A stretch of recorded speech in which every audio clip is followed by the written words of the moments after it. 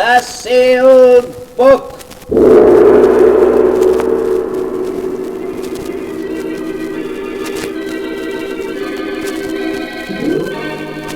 Once again, the keeper of the book is ready to open the ponderous volume in which is recorded all the secrets and mysteries of mankind through the ages. All the strange and mystifying stories of the past, the present, and the future.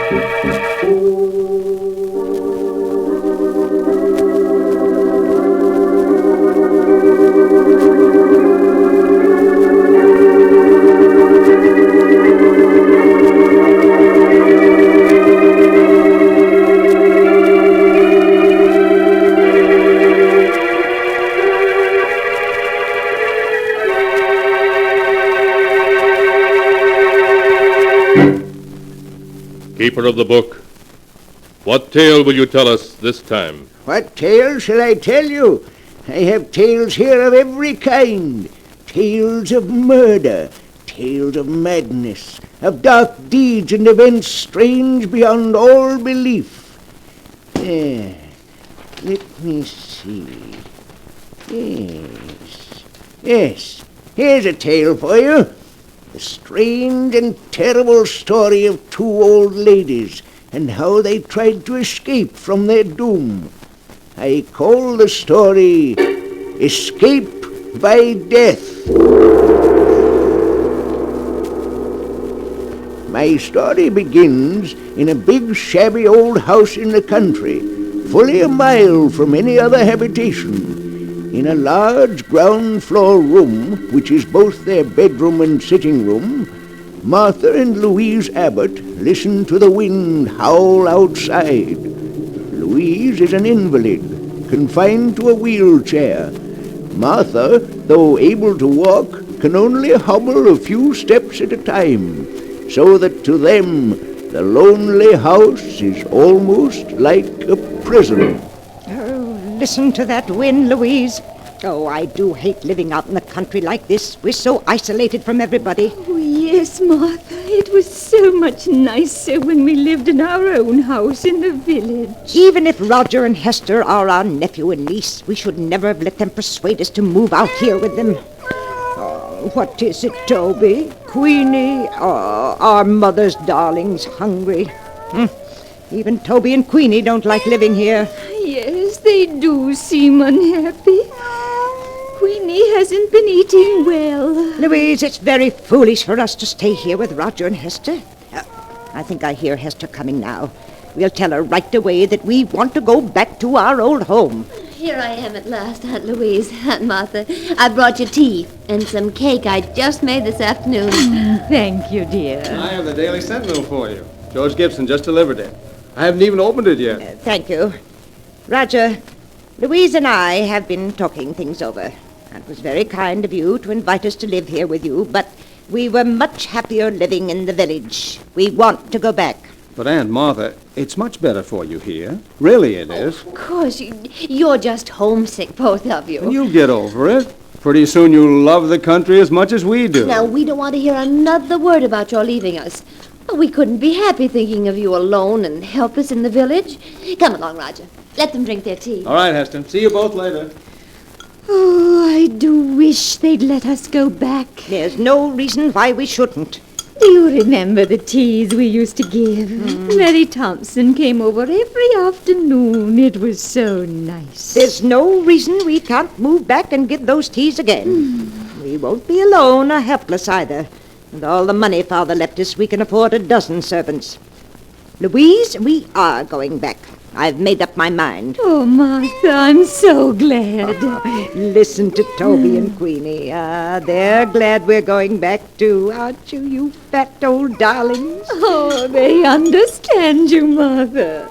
They know we're not going to stay here much longer. Of course they do. Well, now that's settled. Let's see what's in the Sentinel. Let's see now.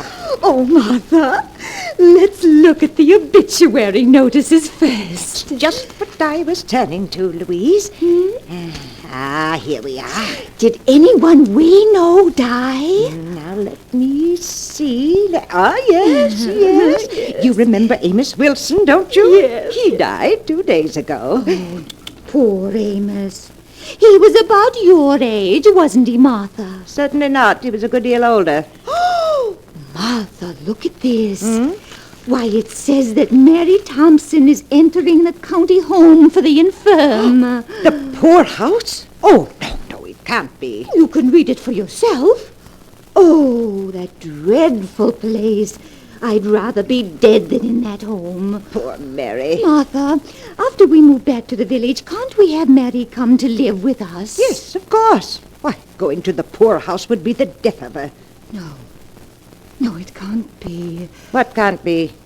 Read what it says there in the real estate column. The old Abbott mansion, owned by the Mrs. Martha and Louise Abbott, has been put up for sale by their nephew, Roger Clark. What? Why, it must be a mistake. We never told Roger to sell our house. Roger! Now, Martha, we mustn't get excited. But why should he want to sell our house? I don't permit it. You calling me, Aunt Martha? Yes, Roger. What's this in the Sentinel about our house being up for sale? Oh, is it in the Sentinel? Oh, I'm so sorry. It is a mistake, isn't it, Roger? Well, no, Aunt Louise. But since the house isn't being used, I thought it would be a good idea to sell it. But you had no right to put the house up for sale without telling me. Now, don't get yourself excited, Aunt Martha. If you don't want the house sold, I'll remove it from the market. You must, Roger. We couldn't live if the house was sold. All right. Now I'll take care of everything. Don't you worry. Everything's going to be all right. I don't like it, Louise. I don't like it at all. Why should he try to sell it without telling us? It does seem strange. Louise, we must get in touch with Judge Morris at once. He's the administrator of Father's estate. He'll take care of everything for us the way we want it. I didn't like the look in Roger's eyes just now. I've always been suspicious of Roger, and if you want my opinion, he and Hester are up to something.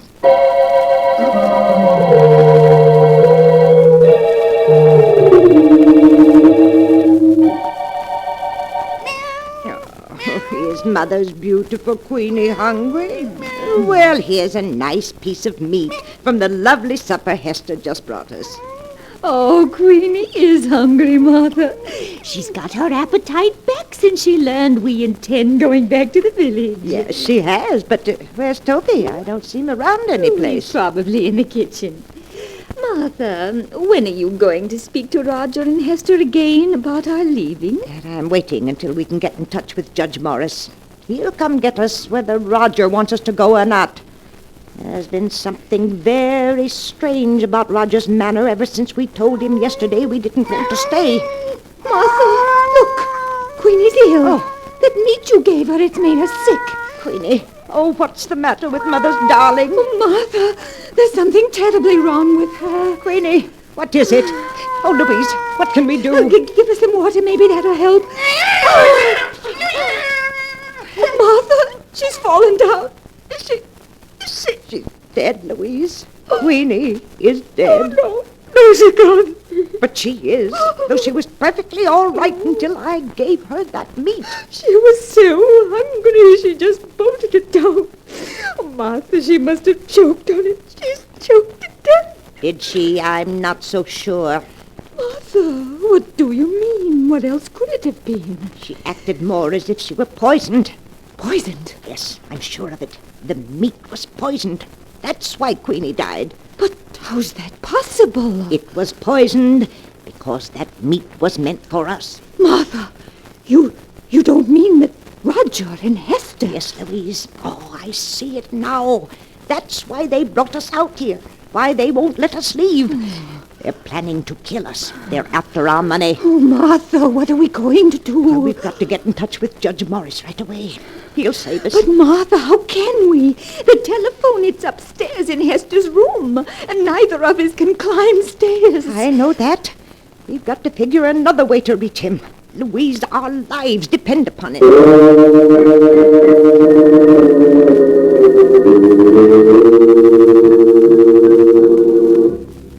All that night, the two old ladies, terror in their hearts, tossed and turned in an effort to think of a way of escape from the horrible trap in which they found themselves.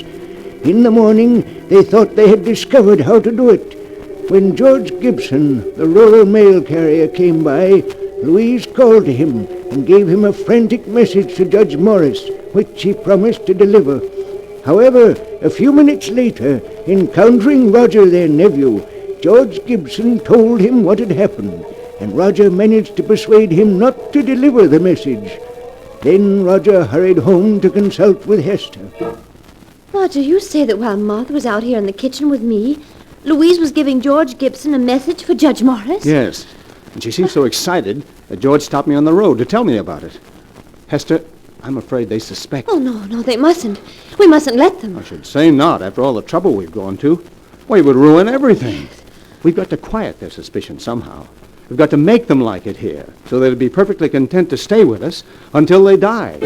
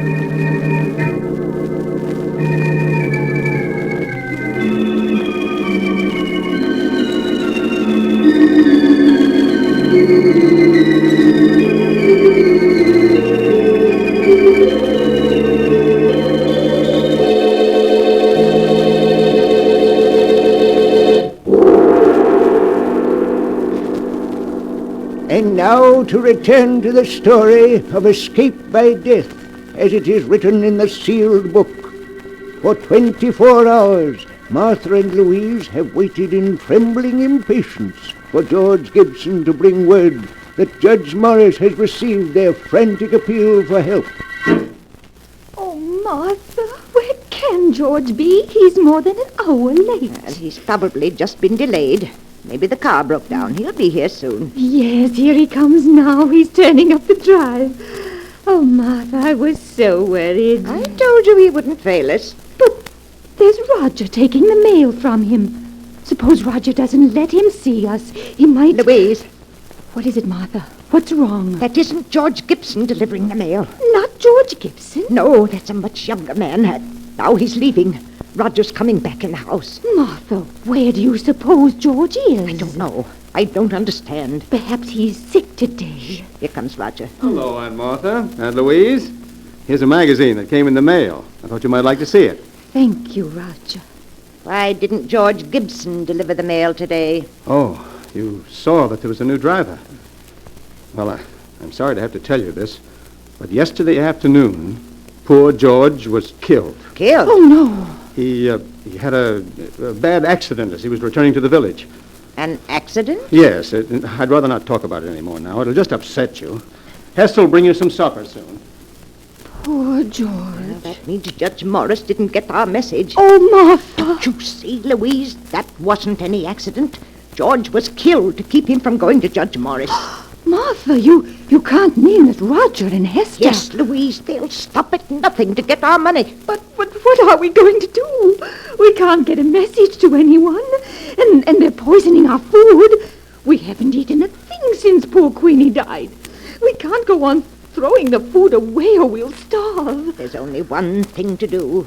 Toby must sample our food. You mean to see if it's poison? Yes, it's dreadful having to risk poor Toby's life, but it's the only thing we can do.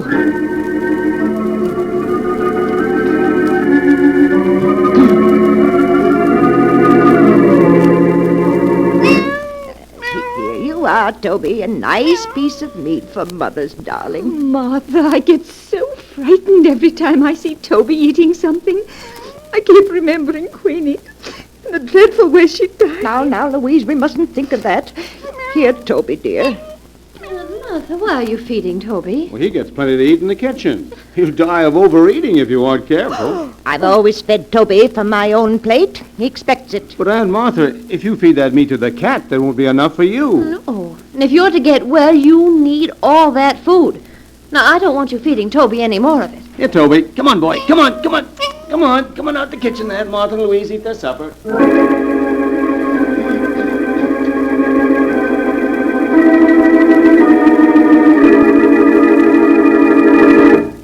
Here you are, Aunt Martha. Aunt Louise, I've bought you your lunch. Doesn't it look good? Yes, Hester, it's very nice. Here, Toby. Here, kitty, kitty, kitty. Hester, have you seen Toby? No, Aunt Martha, I haven't. Oh, but where could he be? Toby's always on time for meals. Oh, he's probably someplace around the house.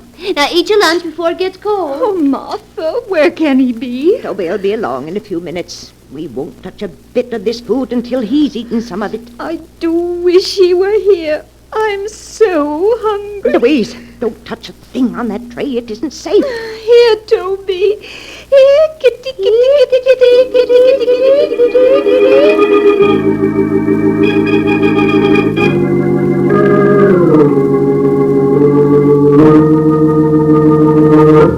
Good evening, Aunt Martha. Aunt Louise. How are you? Good evening, Roger. I have supper here for you, too.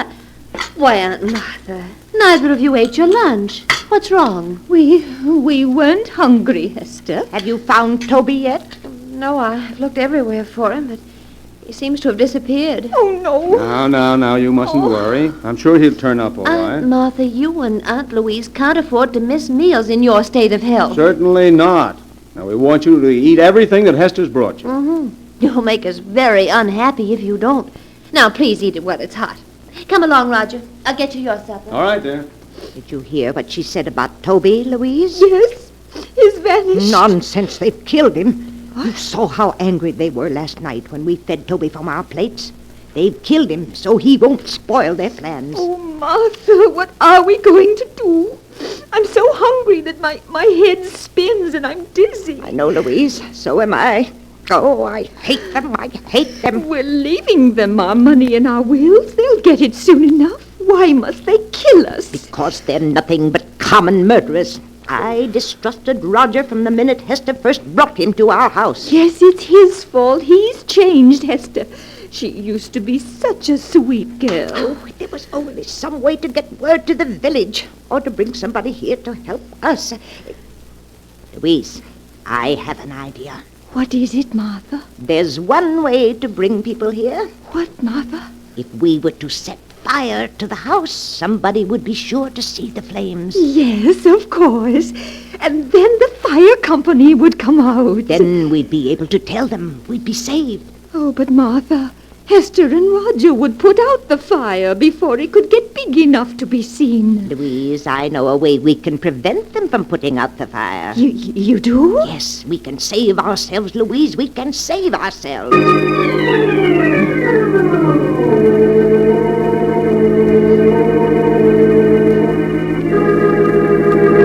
Here, Toby. Here, kitty, kitty, kitty. Martha, why are you looking down the cellar stairs like that?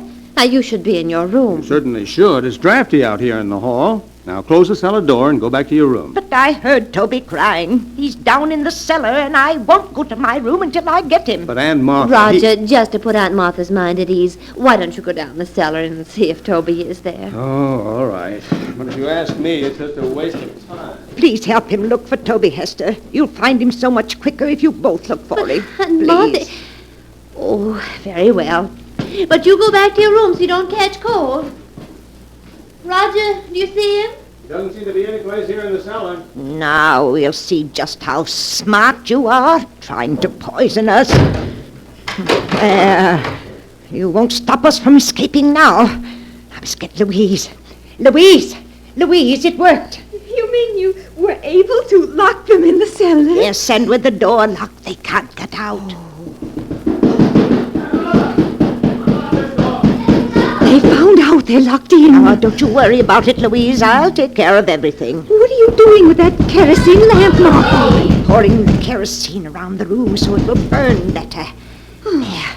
Are you ready to leave, Louise? Yes, Martha, yes. Now strike a match and start the fire. How quickly it's starting to spread. Yes, we've got to leave. I'll push your wheelchair, Louise, and you try to help by rolling the wheels. Yes, Martha. Well, we're coming along nicely. Good more, dear. Come on. Just a little bit more. Martha, I do hate to do this. Louise, you mustn't waste any pity on them. Even if they are our niece and nephew, they're nothing but common murderers. Yes, I suppose you're right. Now, I'll just open the front door, and we'll be free. Now, roll the wheels a bit, Louise. That's right. And just a few feet more, and we'll be safe. Yes, that's it. There. Now we're far enough away from the house to be perfectly safe. Oh, my. The whole house is on fire. Do you think they can see it in the village by now, Martha? I'm sure they do. Now remember, Louise, when the fire company gets here, we don't know what happened to Roger and Hester. We just managed to get out ourselves. Yes, Martha. If we told them what we were forced to do to escape, we'd have to reveal that our own niece and nephew were poisoners, murderers. We don't want to disgrace the family name, Louise. Oh, no, Martha, of course not. Look, Martha, look! The boat is going!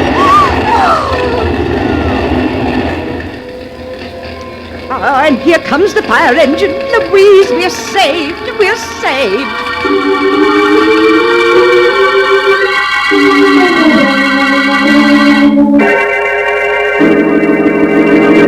Good morning, Judge Morris. Good morning, Miss Martha, Miss Louise. I trust you're well after that terrible ordeal last night. Oh, we're feeling much better. Thank you, Judge Morris. I know it'll be painful for you, but now that your niece and nephew are gone, we must plan for your future. Oh, you don't have to bother, Judge. All we want to do is move back to our old house, hire a few servants, and live as we used to.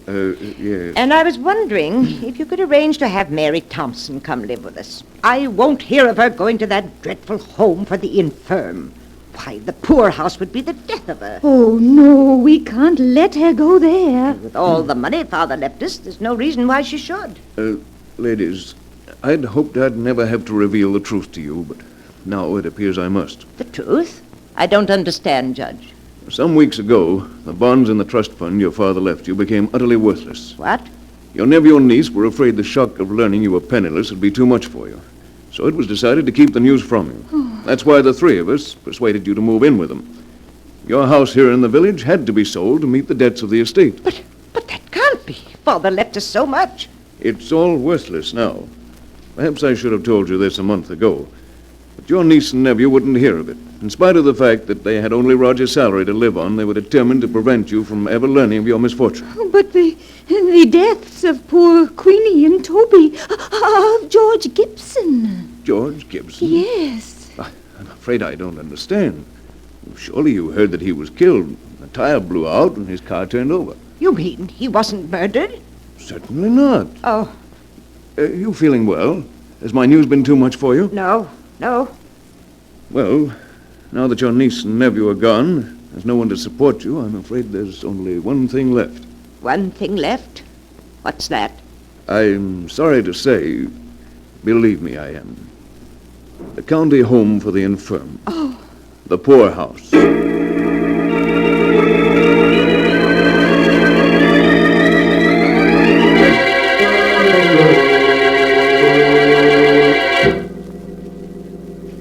That is the tale of escape by death, as it is written in the sealed book.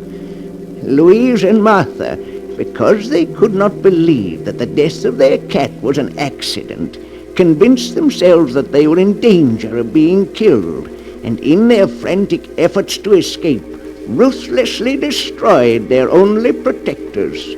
Strange are the ways in which fate plays tricks on mere mortals. But the sound of the great gong tells me it's time to close the sealed book once more. One moment, keeper of the book. What story from the sealed book will you tell us next time? Next time? What kind of a tale would you like?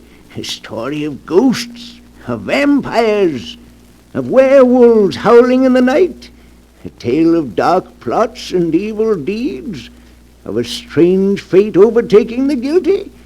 Let me see. I'll find one for you in just a moment.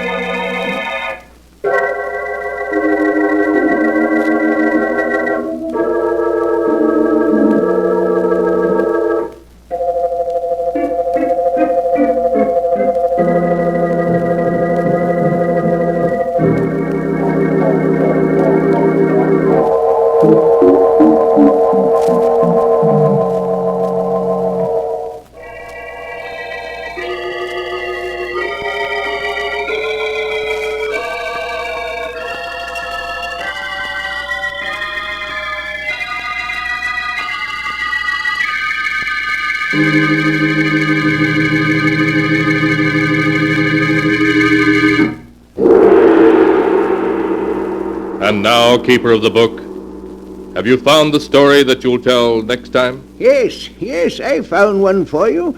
It's the amazing story of a woman's jealousy, so great that it would not let her lie quietly in her grave, but made her seek revenge even from behind the dark veil of death. I call it Death at Storm House. Be sure to be with us next time to hear another strange and mysterious story from The Sealed Book. The Sealed Book, written by Bob Arthur and David Cogan, is produced and directed by Jock McGregor. Would you like a shout-out? Leave a comment in the section below. Tell me who you want to shout out to, who you want to shout out from, and we'll get it up here for you. Hey, we want to say thanks for tuning in. Please like and subscribe so you don't miss any. You got a lot more of these up there. Go check them out under the playlist. Leave us a comment. Tell us what you want to see, what you think, and we'll see you next time.